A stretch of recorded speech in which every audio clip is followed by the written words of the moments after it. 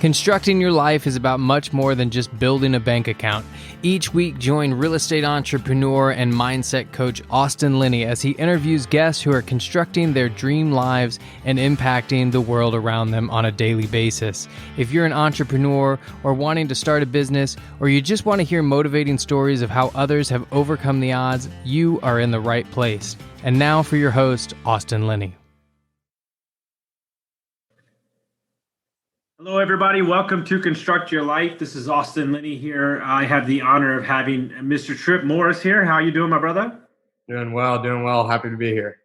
So I have had the pleasure of watching this young man grow up in front of my eyes. I knew him when he was up to a knee cap, as they say there in Texas. But why don't you tell the audience what you currently do, and then we'll get into your story and kind of go from there. Yeah, so I'm a college golfer. I just transferred to the University of Houston to finish my college career. I'm a sophomore here, and I was last at Long Beach State for my freshman year of college golf. And ultimately, when did you pick up a golf club? Oh, man, I mean, my parents had me playing golf whenever I was out of the womb. So yeah. Because your parents, my aunt, are big golfers. So, you had the luxury of being, what do they say? 10,000 hours. I think you probably put in north of 40,000 hours at this point. Don't you think so? Yeah, I play a good bit of golf. Yeah. And the reason I wanted to bring you on is because the podcast is called Construct Your Life. And, we haven't had a lot of athletes on here, especially in the younger generation, but a lot of the guys that listen to my podcast are younger and they're looking for that competitive advantage. And I've watched your Instagram and I see you quote some stuff. And, I would imagine, your dad being a high powered attorney, that he has a way that he does business and just kind of that competitive mindset that's been, cultivated over the years. And, golf is an interesting thing because you're out there by yourself. And so it's a lot different than a team sport. And then plus, you could mess up on hole 2 and you still have, another 16 holes to play. So I would imagine that over time, you've kind of cultivated a mindset around your strategy to go out and dominate, a day in and day out. Right. Yeah. I mean, from a young age, my dad's always told me nothing's going to be handed to you, especially whenever you're playing a sport like golf. It's probably the most humbling game you can play. You can go out and, you birdie the first hole and you get to the second hole and you somehow hit it out of bounds and you make a double and you're sitting right there and you're feeling it. So just knowing that you have to play, like you said, those next 16 holes, you kind of got to have the mindset to say, hey, we're not going to quit out here. We're not going to be, somewhat of a sore loser. I mean, each hole is like another game. You play each hole as if it's you play each shot as a new shot.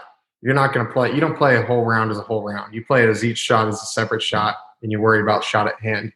And so just kind of being able to put your focus into each and every shot on its own and not bring anything from the last shot, the last hole, the last 9 holes, whatever it is, into that shot and just be able to focus on one thing at a time is really the key. See, this is why I wanted to have this conversation, because that can be quantifiable in life too. Because ultimately, when people are trying to change around their life, or they're trying to get healthy, or they're trying to do all these things, we worry so much. The big saying is, how do you eat an elephant one bite at a time? So ultimately, each day, whether or not you followed through on what you needed to do, you have to show up to the next day as if it's a brand new day. And I would imagine there's a lot of times where your golf game, or, they had this thing in life where flow state. I would imagine sometimes your golf game doesn't feel like it's in flow. What are the techniques? What are the tricks that you have done to try to slide it back in that state where you're feeling comfortable? Yeah, my coach, Rick Sessinghouse, and I, we've worked a lot and we've actually talked a lot about flow state. And through golf, there's such a fine line between flow state and being in flow and being out of flow. And so, whenever you feel like you're out of flow, or whenever I do at least, I kind of just take a minute to myself and I breathe. We have some breathing techniques that we kind of revert back to and just try to focus a little bit more on the shot at hand or task at hand, and just quiet my mind. There's one thing that a sports psychologist told me once. It sounds cliche, but go to your happy place. You got to have those. You got to have those little triggers that'll kind of pump you back into the moment. For golf, whenever I'm walking down the fairway, I personally don't even try to think about golf while I'm walking down the fairway. I try to make my mind wander. Hey, what am I going to have for dinner tonight? Hey, what's going on next week? I was in a tournament 2 weeks ago. I'm like, man, wonder what I'm going to get for Christmas. Just trying to take myself out of the moment. So then whenever I get into that moment, I jump right back into flow, because therefore it's just a flowing thought instead of constantly sitting there thinking over the shot, thinking over, oh my gosh, what if I do this? What if I do that? What if I do this? Thinking about all the negatives that could happen. So almost just distracting myself is the way that it works for me. Dude, this is so funny. So I coach people for a living, and I had one of my clients put a quarter in his right pocket for the week and not wear a hat, because he always wears a hat. And everybody's like, why the hell would you do that? Well, I got that from the movie Tin Cup, because I wanted him to think about that quarter instead of getting out of his own head. And I think too many times, the mind is like a filing cabinet. And when you fill it up with too much stuff, it takes away bandwidth, and you almost psych yourself out of it. Yep. I mean, especially for me, at least, I've had, there's rounds that I can look back at and say, man, I was really in flow at that point. There was one round I shot the course record at my home course in California, and I was playing well through the day, and I get to the last 3 holes. I think 7 under going into my last 3 holes. Yeah, so I'm 7 under, and so I know the course record's at 10 under, and so I'm like, man, I'm not even thinking about anything. So I hole out for eagle on 16. And then I have 2 holes left. No, I have to birdie them. I'm just not even thinking. It just, whenever you're in that flow state, it just happens. It doesn't take much thought. And especially for me, knowing that I'm in that flow state, I'm not going to sit there and take much more thought on it. I know that my body's in that flow state. I know it's going to react how it's supposed to. And I know that, if I put way too much thought into this and I get in my own way, I can trick myself right out of the flow state. And so, yeah, it helps to be able to stay out of your own way, in a sense. Yeah, because Jesse Itzler, who's a billionaire, he owns the Atlanta Hawks. He started Marquis Jets. He's an ultra marathon runner, and he talks about like the day of the race. Like, I've already ran the race. Like, so it's ultimately like putting on clothes and just making it happen. So, in golf, when you watch professional guys, I've caddied for a little bit. So I caddied for a couple of professional guys at the Byron Nelson, and, they're visualizing. So how much visualizing of the course or just like your game in general, how much does that play a part in your warm up? Oh, it definitely does. With technology these days, it's just ridiculous how much you can do. I use this shot tracer, application online, and then I'll do that together with my TrackMan, and I'll play a whole golf course, a week before a tournament, and I'll play that over and over and over again. So therefore, whenever I get to the driving range 45 minutes before my tournament round, I'm sitting there. I say, hey, number 1, I'm hitting driver 6 iron. Number 2, I'm hitting driver pitching wedge. I know exactly what's going to be happening on that course. As a golfer, I don't like anything. I don't like blindsidedness, so I like to know what's going on. So I construct my practice around what each course is going to call for. So I'll do exactly what I need to do to play that course that week, and then I'll switch it up completely the next week for the next course. So it's just it's being able to adapt, and also just knowing how to practice for that specific course. I love that, because ultimately that's preparation, right? And you're setting yourself up for, in a separate conversation, is that a lot of people, when they're trying to do better for themselves or in business or anything, they self-sabotage a lot because they haven't set themselves up for success. They haven't, here's the deal. If you want to start waking up at 5 a.m. and you want to start working out, Well, then like lay your clothes out ahead of time. Like don't be hunting for them in the drawer. And I would imagine like when you're walking to a course and you have a tournament, right? Which I know you just won one against some professionals. Um, the clubs are clean. The balls are in the bag. The tees are ready to go. The clothes are laid out because you're allowing yourself to almost, once again, you're setting yourself up for success instead of the other way around. Yep. I mean, I have the balls marked the night before. I know exactly what I'm wearing the next day. I'm not waking up and saying, "Oh, I feel like wearing that. I feel like wearing that." No, I already got it set out. It's creating a somewhat of a I don't know, more of a book for yourself. You're within the pages, you're within the binds. So you know exactly what you're going to be doing in the morning. You know your routine. You create this routine for yourself that you just follow. Week in and week out, it may change. Depending on where you're at. For a while, I mean, I follow a pretty strict diet, so some places will be able to make me that breakfast that I like. Some places won't. So being able to adapt in that sense is very important. But creating a routine for yourself is very, very important. See, folks, that's the power of podcast because that's where I was going to go next. So he just led me there perfectly. Ultimately, I've lost 60 pounds in the last 2 years. And there's a lot of sacrifice. And it kind of where I want to focus for the next couple of minutes is there's a lot of sacrifice. A lot of people your age are doing what they do, cutting loose. And Lord knows I did. Not that you don't have any fun, but, you have a bigger vision for where you're trying to go. And there's a lot of sacrifices, a lot of work that goes in, a lot of time on the course, a lot of alone time. How important is it, what you eat and your health wise and working out and stuff like that? Well, I mean, I don't know if you know this, but about 2 Thanksgivings ago, I weighed 240. Okay. And, I went on keto and I worked out 6 days a week, got up at 6 a.m. before school, and I went and did cycling classes. I did the whole thing, and I lost 70 pounds. I didn't know that. Yeah, I was a big boy. So, I mean, my game has elevated since then by so much.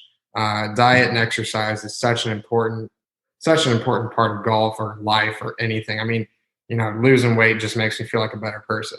I feel like there's so many more opportunities, not even in golf, just in life. I look better, I feel better, I get up in the morning, I like what I see in the mirror.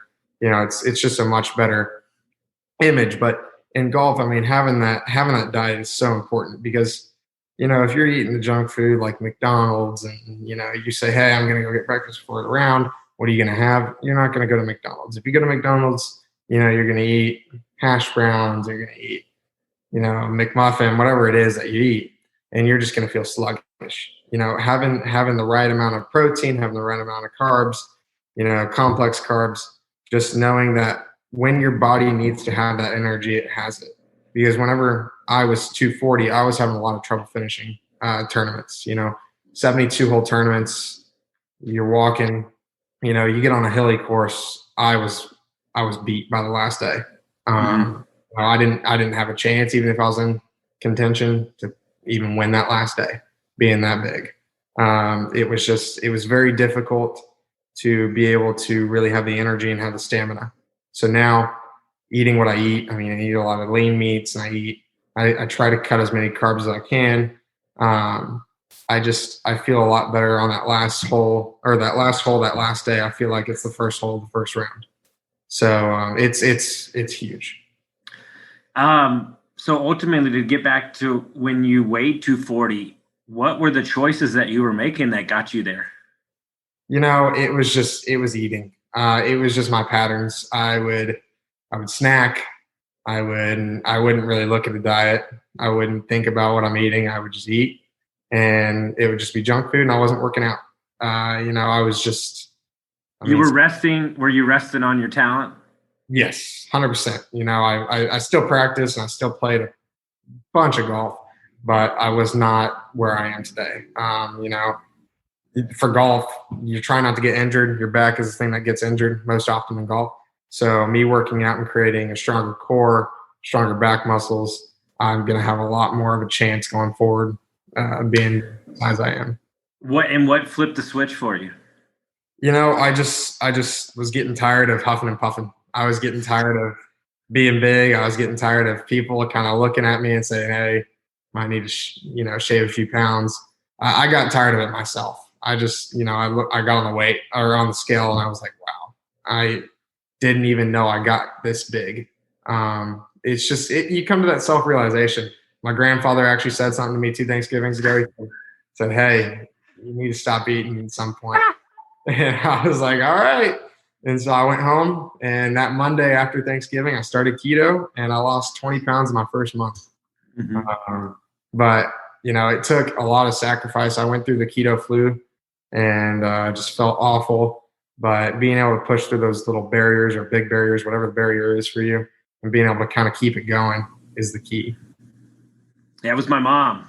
I was like cycling like 120 miles a week, and I was at home for Christmas, and she was like, "Yeah, but you're still heavy." And I was like, "Son of a bitch!" I was like, "God damn it!"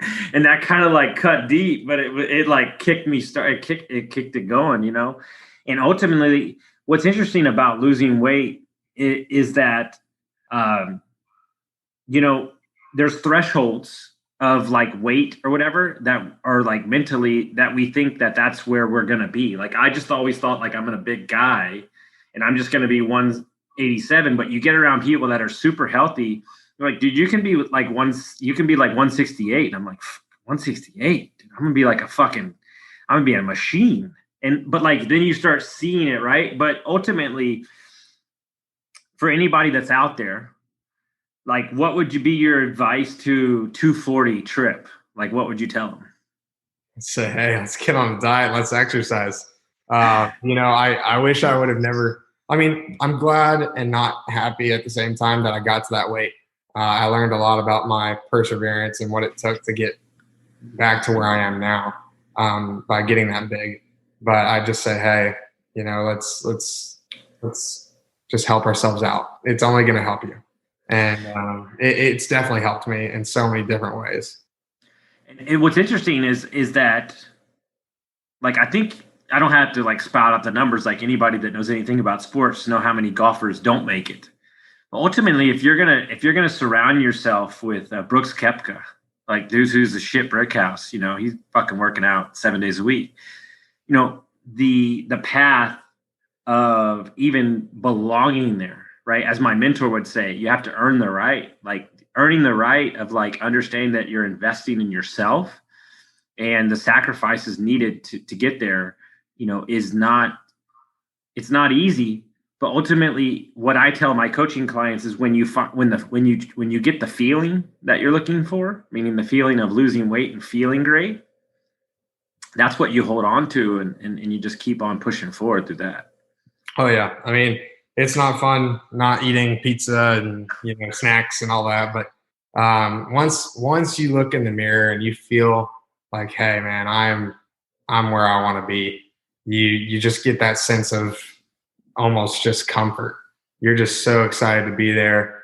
You're cool and confident walking down the street instead of buying a shirt that's one extra size just because you don't want to look fat. You can finally wear that medium after being an XL. And so it's not fun to have to lose weight, but it's fun to get to that end point. And honestly, towards the second third of it for me, I actually started having fun. The first 2 months was just difficult. Getting in the gym, puffing and puffing, getting tired all day, just from working out. It was tough, but those, you get into a routine and you start to love it. You love waking up at that early. You love jumping jump ropes. You love getting on the bike. It just turns into a lifestyle for you. No, and I'll use it in my context from an alcoholic's point of view. And this is what everybody worries about. You're worried that feeling, right, you're never gonna get away from it. Like, you're never gonna get away from, I don't want to wake up early. But I promise you, everybody, if you stick with it, on the other side of that feeling will eventually flip. And when it flips, it's like, oh, I'm like Donkey Kong, dude. You're like raring to get up. Like, so I don't know if you know what 75 hard is. Do you know what that is or not? I've been following you. Yep.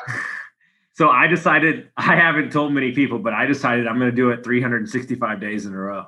Wow. Because I thought to myself, like, what if, like, how much farther along would I be? Right. And so ultimately, what I fell in love with is that in society, I think we've entered in a world of decision fatigue. I think you go to Starbucks and they've got 6 milks for you to decide. And the brain can only, like I've made enough decisions today. I'm done. Like, but with 75 hard, there's no option, right? Like this is what I do every day. And so it sets me up on this like rocket ship in the morning. And and what I'm trying to say is I'm different. It's not for everybody. But what I'm saying to you is if you cultivate a lifestyle of I'm going to do a 20-minute walk a day, like that's it, a 20-minute walk a day. I guarantee you're going to feel better. And I read 10 pages of a book a day. You're going to feel better, right? And so that's what people don't understand. They make it overly complicated. I'm doing 75 hard because I don't want to make any decisions anymore. It's just made for me. This is what I do when I get up and then boom, I'm ready to start the day. Like I've already been on 5 calls today. It's like whatever, because my day was started at 4 a.m. That's not for everybody. And so in golf, there's so much minutia. There's so many days and something I want to dig into because it's the only thing I care about, which is mindset. Talk about the mental games that not only are you playing with your opponents out there, but you're also playing with yourself. Because I think it's really funny because a lot of people, especially on the golf course, with their reactions, will let them know when you have them beat before you even actually have them beat. Is that correct? 100%. I mean, the mental game is the most important thing in golf. It's almost like having a poker face. You can be I played in a match play tournament last year, Southern California match play.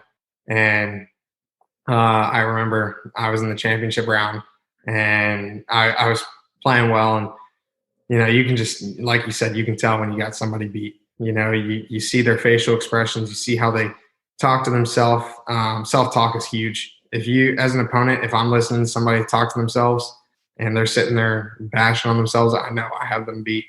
I know then that if they're going to sit there and bring themselves down, I don't have to do anything else but play my game. Mm-hmm. So,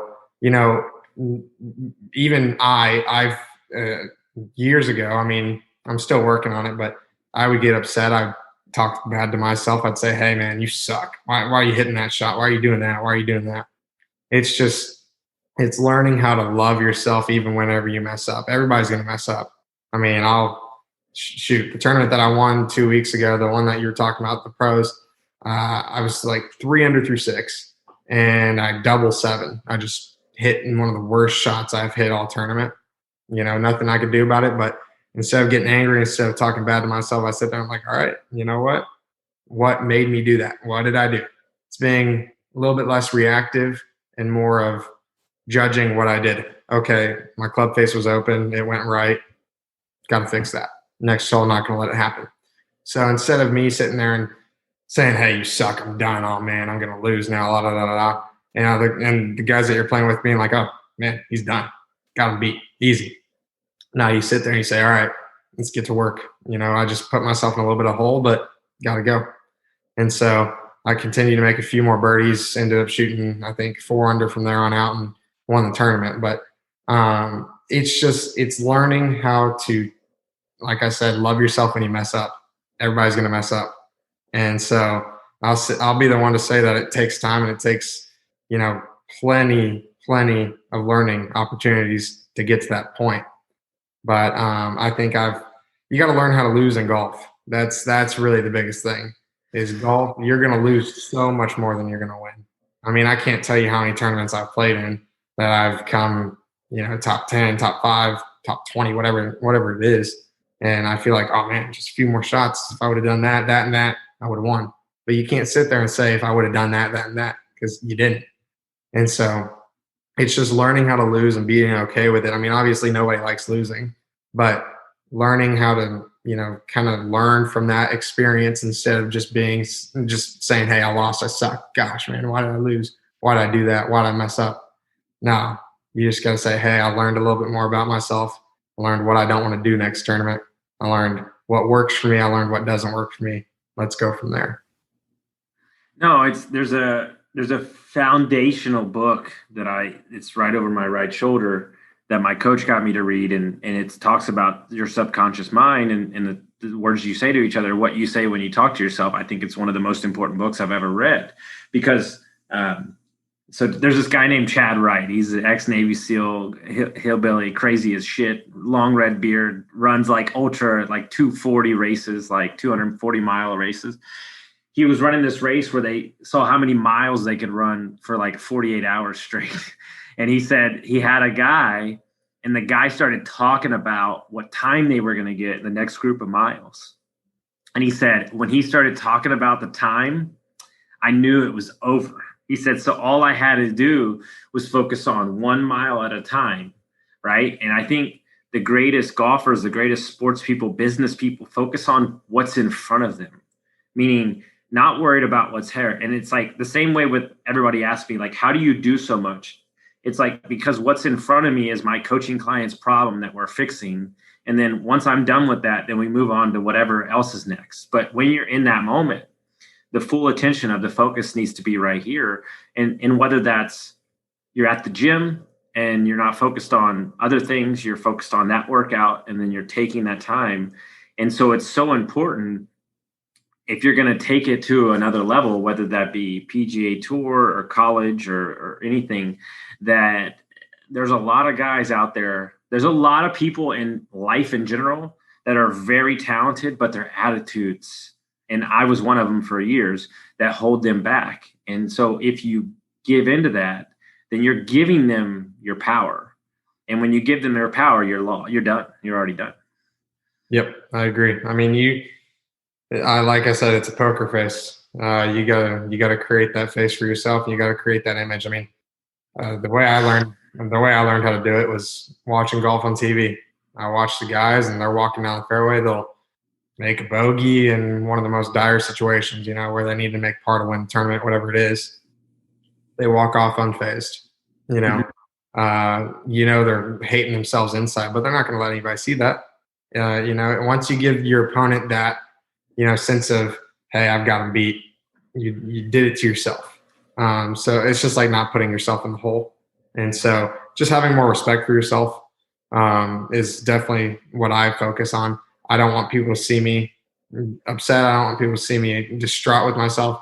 I want people to see me as, hey, this guy's calm, cool, and collected. He just messed up, but he's looking good.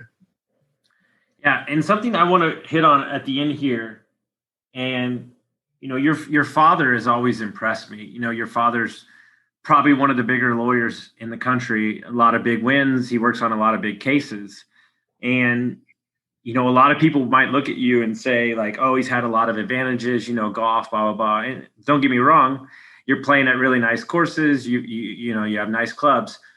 But he's not the type of person to just hand you shit, and he never has been. And I love that about him. But talk about, how important it is to have people in your life like your mom and your dad who 100% are behind you and support you, but also make you understand that you need to go out and work for it. Oh yeah. I mean, my parents are probably the two best people in my life, especially from the standpoint of, confidence and just pushing me. My dad has always been the one to push me so hard. I talked to him on the phone yesterday. Hey, did you play golf today? Hey, did you play golf today? Did you play golf today? So, I mean, he wants to know, doesn't matter if I'm going out and screwing around with a couple buddies at the golf course or if I'm going out and playing a tournament round. He wants to know, hey, how'd you play today? What'd you do wrong? Oh, how can you work on that? So just having them there, I personally don't lack any confidence. I don't lack any, any drive to go out to the golf course. And so, just having them as a backup is always nice. I don't want to call my parents a backup, but it's another reinforcement, another layer of reinforcement. And so my dad, I mean, whenever I was kind of teeter-tottering between golf and baseball, and he ended up, so whenever I was a kid, he let me play every sport I wanted. Didn't matter. I played basketball, football, soccer, golf, tennis, ping pong, whatever you want to play. And so I got to middle school, and I kind of was just on baseball and golf. And I got to high school, he said, hey, what do you want to do? And so I chose golf, and he said, you know what? You're not going to have to work throughout high school. You're not going to get a job. Your golf's going to be your job. You're going to go out. Promise me you're going to go out after school every single day. You're going to practice from, you get out of school at 3:00. You're out there till dark. Just do that and you don't have to work. I said, okay. Because, at my age, he was out there digging holes during the summer and after school and trying to make some money that way. But, just having them, my mom and dad, my mom's more of a nurturing one, I'd say. So she'll, sit there and talk to me if I'm having a bad day, and she'll be like, yeah, I get it. Blah, blah, blah, blah. My dad's more of, hey, man, work through it. He's his favorite thing to say to me whenever I'm telling him, hey, I'm hitting it bad, he says, the answers are in the dirt. So I'll just it does not matter. He wants me to be out there all day, every day, and I love it. So, they, even after a bad tournament, they're like, hey, you going to quit or are you going to keep going? Mm-hmm. I'm like, the answer to that. Don't even ask that. They're like, hey, we ask you just to make sure. I'm like, you don't have to make sure. They're like, good. And so they're just there to push me, and they want me to succeed just as bad as I want myself to succeed. So, they're excited whenever I accomplish anything, and they get down whenever I do bad. And, it's keeping my circle very tight. We are the three people in my circle, I think, that really work on the golf game and really, really take time to focus on that part of my life. My dad over the years has sat there and watched me hit ball after ball after ball after ball. Just, he was my coach growing up, and he was the guy that I go to whenever I had any problems. And even to this day, he knows my tendencies. And so I'll give him a call and say, hey, it's not working right now. He'll be like, okay, what's up? And so, we have a really good relationship. And so having him and my mom there to help me along this journey has been great. Yeah. And ultimately what's interesting is like what I've noticed is if you're well balanced in the push of who you are and your mindset's in the right place, look, we all know that your dream is to go play on the PGA Tour, but regardless if that's 5 years or 40 years you play, these skills, and that's why I wanted to bring you on the podcast, everything that you're saying can be relatable in life, more in business and all around. And so that's what people don't understand is the especially in this society, we seek comfort. And there's nothing, guys, if I like golf, but if you've watched Jordan Spieth hit off the 12th on Augusta into the water like 3 times, there's nothing. Look, everybody will rail on him, but that takes fortitude to hit another golf shot. So it's one of those sports where the mental, it's not a team. You can't hide. That's it, baby. It's you and the caddy. And I respect that mental fortitude so much. And I think it's a lesson that we can take in all walks of life to not run away from not run away from the discomfort, to lean into it. And as your dad says, the answers are in the dirt. The answers are in the work. And, everybody sees my before and after pictures and they're like, how'd you do it? And I'm like, I fucking worked. Like, I don't know what else to tell you. We want a program with results. Yeah, the results there, I went to fucking work. That's the part that many people don't see. Whenever you're an athlete or whenever you're trying to make a big transformation, you're not, me personally, I'm not going to be the one posting saying, hey, I'm working out today. Hey, I'm working out today. Hey, I'm in the gym. Look at me, look at me, look at me. No, you're getting your work done. You go through a lot of time by yourself. You go through a lot of, ups and downs. In the gym, you can have ups and downs. You can feel great one day and be like, oh man, I lift the shit out of this today. And one day you wake up and you're like, oh man, I just don't really feel it today. And you have to go in there. You got to get it done. But a lot of people from the outside in don't really see the work that you put in and see what's going on. It's just like that. You close yourself off, you get to work and you make changes. And, if you're making changes for other people, then you're not doing it for the right reasons. Like, that's what my dad tells me, what are you playing golf for? You playing it for the fame and the money and TV? Or are you playing it for yourself? I'm playing it for myself. I want to win. What are you making your changes for? You're making it because you want to feel better. You want to, you want to quit drinking. You want to eat a good diet. You want to work out. You want to wake up early. You want to get shit done. You're doing it for yourself. So you got to do it for the right reasons. Yeah, and I think ultimately there's two things I take away from that is I call it grinding in the shadows. But more importantly, there's nobody to hold my fucking hand when it was 2 a.m. and it was 40 degrees outside and I'm running 5 miles on a football field in 40-degree weather, singing Imagine Dragons at the top of my lungs because my fucking mind is so mush from business failures or whatever. And ultimately, everybody, even my coaching clients, I can't sit there. I have coaching clients in Canada. I can't sit there and hold their hand, but I can hold a mirror up to their face and I can say, is this good enough? Right. And so ultimately, if you want to go, my favorite quote in the entire world now is my new one is Jim Rohn says, if you knew where I was headed, you know why I'm up so early. I like that. It's like having that vision, right? If I want to create jobs and I want to give houses away and I want to do charity events, like, the aspect of that is not somebody that sits on a couch and watch Netflix, which is nothing wrong with that. But that's what I want. So I'm okay to tap into that. But all I'm asking you to do is when this hits you or you listen to this a year from now or 3 years from now, understand what you want. Like, and if you're real with yourself on that, then understand the work that's necessary to get to where you want to go. And ultimately what I'm doing is I took this from Ed Milet. Like I am in fucking hot pursuit of the next best version of myself. And so it's 1% every day to get better. And the key difference in what you said a minute ago is winners decide to do shit when they don't want to. And that's what separates winners from losers. Because there's a lot of fucking days I do not want to go out in 30-degree weather and get up out of bed that's comfortable. Like that doesn't do anything for me. But once I'm out there and the foot hits the pavement, I feel great. And sometimes you have to, what you said earlier, you have to have a little fun with it, and you have to like distance yourself from the minutia. And like the other day, I didn't want to listen to a fucking book, so I listened to music, and it was just like changing it up, and I'm sure you have to do that in your time. So if people want to find out and follow your journey and all that stuff, how do they do that? Well, I mean, I'm at University of Houston, so you can look up University of Houston men's golf, and they can see exactly how we're doing it. And they can follow our page. They can follow me on Instagram.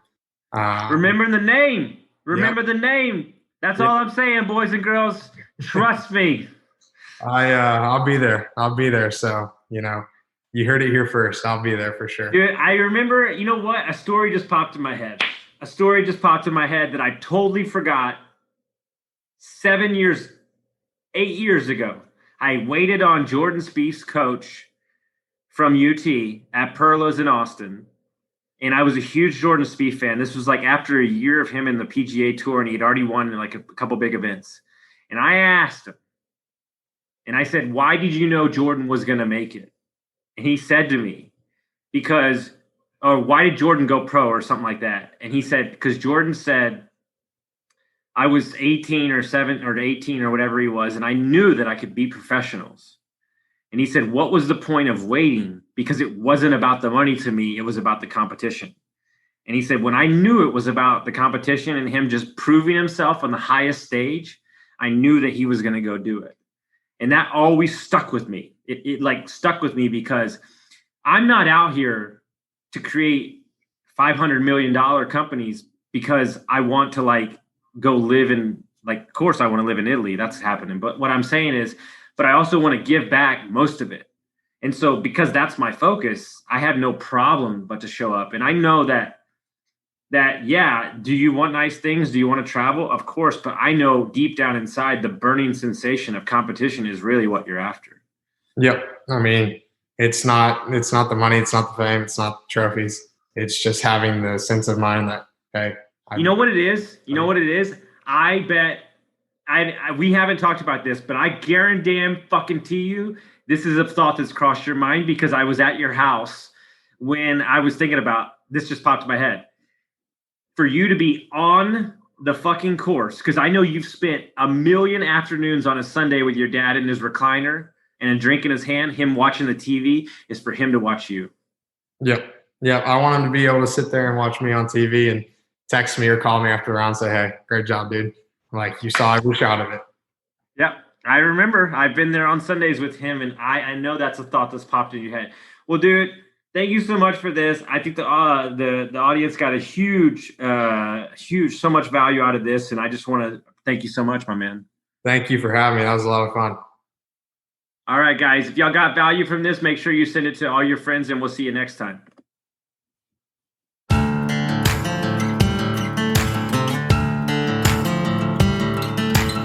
Thank you for listening to Construct Your Life with Austin Linney. If you enjoyed this episode, be sure to rate, review, subscribe, and pay it forward by sharing with a friend. Most importantly, take this opportunity to start constructing your life by taking immediate action on what you learned. For show notes, resources, and more information on one-on-one coaching with Austin, visit constructyourlifepodcast.com.